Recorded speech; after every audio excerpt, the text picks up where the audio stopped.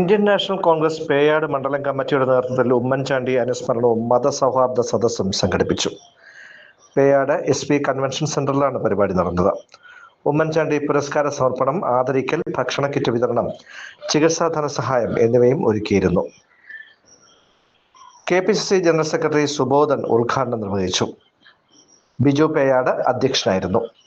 ഉമ്മൻചാണ്ടി പുരസ്കാര സമർപ്പണം KPCC നിർവാഹക സമിതി അംഗം മലയങ്കിരി വേണുഗോപാൽ നിർവഹിച്ചു.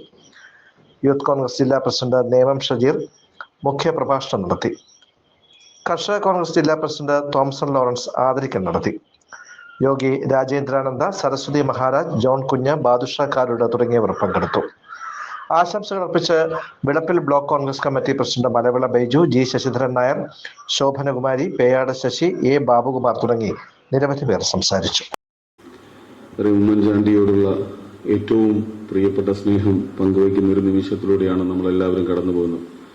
2 വർഷം നമ്മളെയൊക്കെ നയിച്ച ഈ പാർട്ടിയെ മുന്നോട്ട് നയിച്ച ഏറ്റവും പ്രിയപ്പെട്ട കോൺഗ്രസുകാരുടെ പ്രിയപ്പെട്ട നേതാവ് മരണപ്പെട്ട് 2 വർഷം തികയുന്ന ദിവസമാണ്. വളരെ ഭംഗിയായി തന്നെ പേയാടുകാർക്കും അതുപോലെ തന്നെ കാട്ടാക്കടയിലെ കോൺഗ്രസുകാർക്കും എത്ര പ്രിയപ്പെട്ടവനാണ് ഉമ്മൻചാണ്ടി എന്ന് ബ്ലോക്ക് കോൺഗ്രസ് കമ്മിറ്റിയുടെ മുൻ പ്രസിഡന്റ് പറഞ്ഞു കഴിയുകയാണ്.